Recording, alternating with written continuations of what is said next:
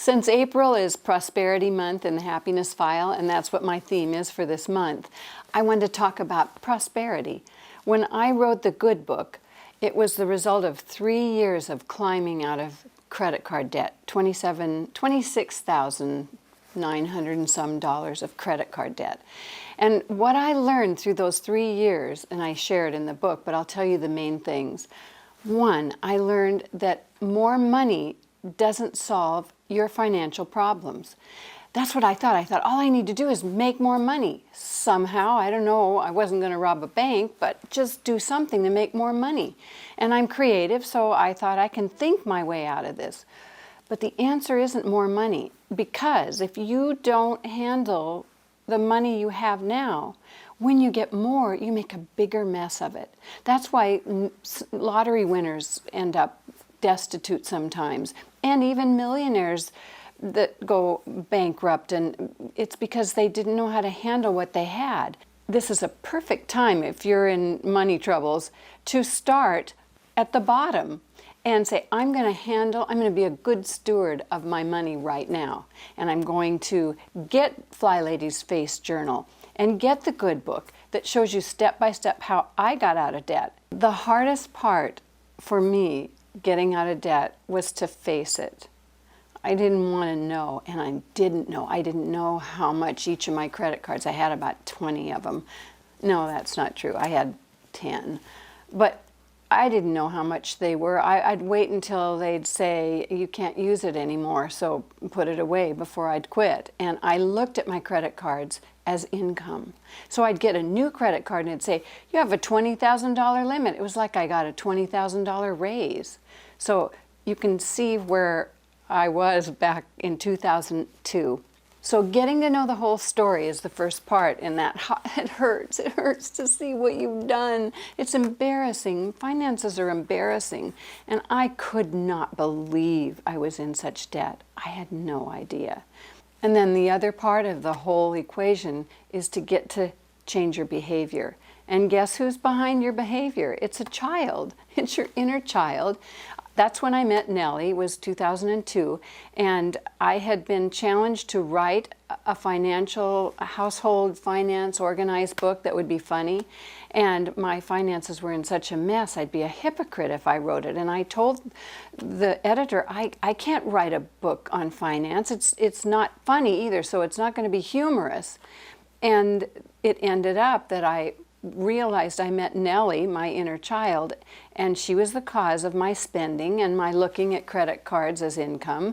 That's a childlike approach to money. And I had to get to know her and play with her and be loving and guiding with her. If you had a real 9-year-old and she came to you and said, Mom, can I have a couple $100 and go over to the mall?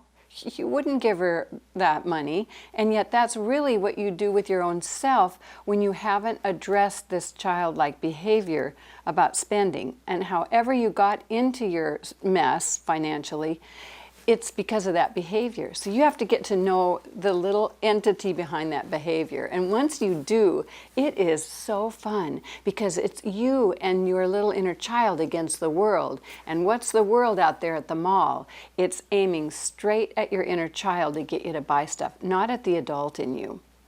After I got to know Nellie, and 2 or 3 months into my trek out of the debt, I realized how tricky she is, because I thought I had a pretty good handle on her. And one day I was at the grocery store, and I was putting the groceries from the cart into my trunk. And on the top of one of the bags was a bag of hard candy that I love. And number one, we weren't eating sugar. That was an adult rule we had. And number two, if you don't buy it, you can't eat it. And here was this sack of candy in the top of one of my grocery bags. And I looked at that and I woke up and I thought, Nellie, you're behind this. You saw that candy on those candy racks right by the checkout counter, And the mom is preoccupied with the money going up on the cash register and trying to read the headlines on all the magazines and the Inquirer. And so I said, you little naughty little girl, we are taking these candies back in. We paid for them. I didn't even pay any attention. But I decided I would take her back in there, just like you would a child who had taken something. I took it back in and I got a receipt, my money back for it. And that was the end of that. And she quit being tricky at the grocery store. But then you'll find all kinds of ways to trick yourself, and you just have to be awake. Another one, I was at a department store that I love, and I love china and dishes and pottery. And I was looking at some things on sale, and there was this big, beautiful plate, not in my budget. It was like $65, but it was half price. So it would be 30 something. And Nellie wanted it. And I said, I had it in my hand and I said, no, we can't have it. It's not on our budget. And I said, in fact, we cut up this credit card for this department store. And Nellie said, well, we could get a new card and you get 10% off on the half price figure. So then it would be like 20 some dollars. Still not in our budget. And here I am I am not talking to myself because I do not want to get put away, but I'm thinking this and I'm holding that plate. And I start to put it down and then I pick it back up. And finally I said, no, here's what we're going to do.